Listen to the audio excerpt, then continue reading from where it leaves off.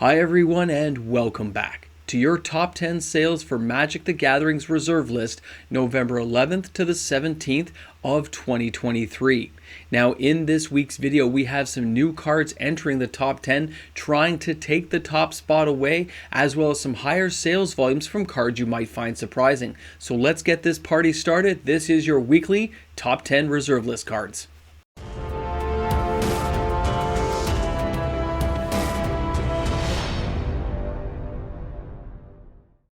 Coming in at number 10 this week is Didgeridoo from Homelands. This card currently holds an average value of $9.90, and of course that's a far cry from the $60 it held just a couple of years ago. The total sales volume is $440 US, but you also can expect to see Didgeridoo finding a home inside some commander decks, such as Sethron the Hurlan General, Nebeb the Worthy, Morgus God of Slaughter, and of course Morpheon the Boundless. As this card continues to be explored and exposed, you can expect higher sales whenever Minotaurs drop inside future sets, and as Wizards keeps pushing the power creep, a card like this could have a real value to players later on. Buying a couple of copies at less than $10 seems like a small price to pay for the future value of a card like this inside a new commander deck. Coming in at number 9 this week is Pendrell Mist from Weatherlight. This card is a far cry from the $40 value it used to hold and now commands less than $9 per card. So the 46 sales this week to make it into the top 10 only resulted in $389 in sales. Now of course Pendrell Mist is an enchantment. It's a copycat card of the Tabernacle at Pendrell Vale, and this card does get played in Commander as well as other formats. You can find it in Estrad the Mast. You can find it in the Grand Arbiter Augustine V, as well as Orlo the Ageless Atistic. Guys, cards like this at these value points are so cheap and inexpensive that players fail to recognize the value later on if this card spikes again. Just like the card I just showed you for Didgeridoo, this card comes in at less than $10 per copy. The number 8 position this week is Tithe from Visions. This card once held a value of $71 US and currently goes for around $20.99 per copy. So the 47 sales this week only had a total generated value of $953. This card sees multiple commander deck play, and at its current value should be a sought after card by players. Remember, when you see a card like this, it fits into any deck that uses white or white mana.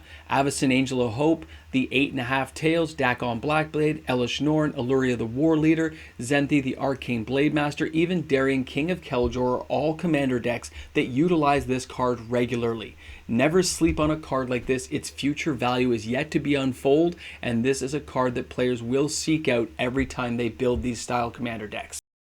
At first glance, our next card might seem like a bit of a joke. It's Ring of Renewal from Fallen Empires, but there's actually a darker side to what's going on here with the 50 copies sold, which is only a $38 generated value. When you actually take a look at where this card is being played, and I do mean Commander, there are high synergy cards that are being used alongside the Ring of Renewal, such enchantments as Call of the Ring, sorceries with Ring Sight, and One Ring to Rule Them All, the Saga card. Keep this kind of card in mind, because if somebody finds a way to utilize the Ring of Renewal and get more drawing power, this is going to be a card that players seek out. And at 20 cents a copy right now, I'm surprised that more copies didn't sell this week. So if you're interested in building with these style cards from Lord of the Rings, this is a card you're going to want to grab now while it's still really cheap, because even if it jumps up to $2 or $3 again, that's a far cry from the 20 to 40 cents you'd be paying right now. The number 6 card this week was spoken about in a previous video, and that is Wave of Terror with 51 sales this week, or a generated value of $82, and this card does come from Weatherlight. Now, when you take a closer look at this card and see that it is being used in Commander, does have some gameplay abilities, and high synergy cards such as Elephant Grasp, Mystic Remora, Jontian Grunt, as well as the Weatherseed Treaty, and the Commander decks most likely using this deck right now are Glissa as well as Felicia. This card, coming in at only $1.61 per copy, is an easy, attractive card for players to utilize. Its cumulative upkeep is not nearly as much of a drawback as it used to be a long time ago, so a card like this being able to slowly eliminate smaller creatures and get them out of your way while allowing you to pound back on them or stop their creatures from attacking entirely makes this card a very attractive splash deck card, because it only utilizes 1 black mana to make it work. Let's go ahead now and take a look at the number 5 card. Before we jump down to the number 5 card, a reminder that I do have a TCG Player affiliate link in the description of this video. If you click on that link because you're buying some cards on TCG Player, I will get a kickback to the channel, which allows me to buy cards for the channel. I appreciate everyone who takes a moment to click my link if they're going to be shopping on TCG Player anyway. It helps this channel out. It's a great way to support and doesn't cost a thing. So thanks again to all the players who take the time to do that. Now let's go check out number 5.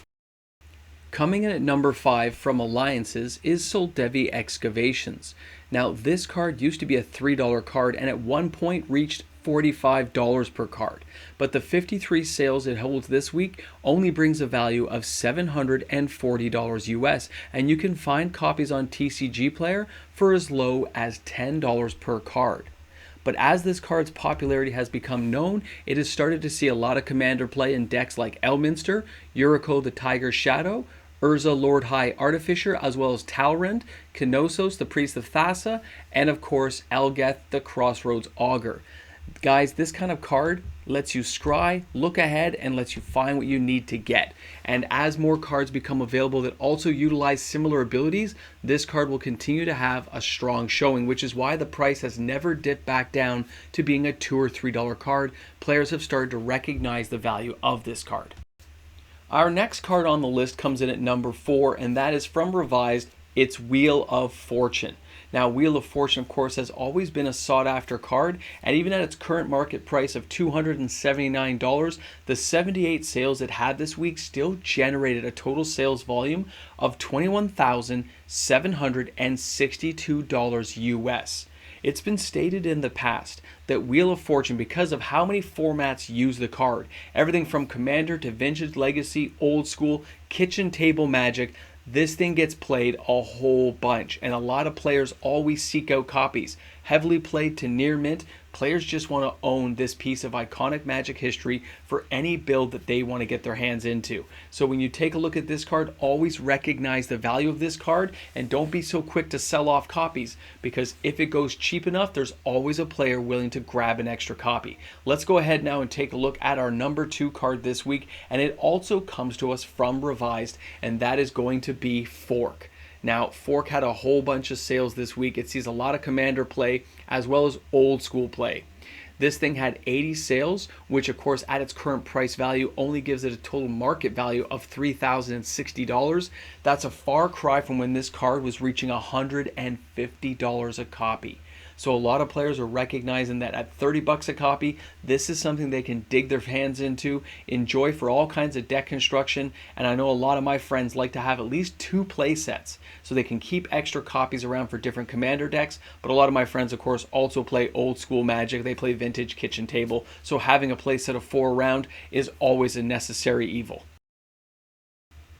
It looks like a lot of players did notice that the next card, number 2, Academy Rector, was far below its current market price and made it a very good buy for players this week. 89 sales with a total volume of $5,651, and the Rector was off to the races. Now, the Academy Rector does see a lot of play. This thing is known to be used inside commander decks like Helena, as well as Ishai and as Minsk, followed by Kodama the East Tree, and you can also see this thing inside Ao the Dawn Sky, Angus Mackenzie, Gan the Arcanum Weaver, and Tulsa the Sunlit. And yeah, the Moxman's pronunciations of some of these commander decks is totally crazy, but the point is, it sees a lot of play and it's likely to see more. The sales volume seemed very steady because the price is so low. This thing used to be almost $200, and being able to find it for $40 to $50 seems like a steal for players who are playing with enchantment. So the Academy Rector is something to keep an eye on, guys. If it's a card you want,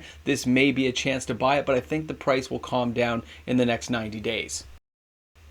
Our top spot this week, the number 1 card, is Dwarven Thermagist, and that's from Weatherlight. Now, this card I was surprised to see the amount of sales, 128 sales, but the total volume generated is only $224. At its height, this card was like a $17 card during the buyout hysteria of 2021, and this card's all the way back down to being less than $2 to buy it. So does this thing see play? Why are players buying it? I can't say exactly why. I've looked into it. It does see some commander play in the Lady Ortera as well as Magda the Brazen Outlaw. There are are a few commander decks and there is some synergy cards used with it, but I can't explain the total sales volume other than somebody having a lot of fun and not costing them a lot of money.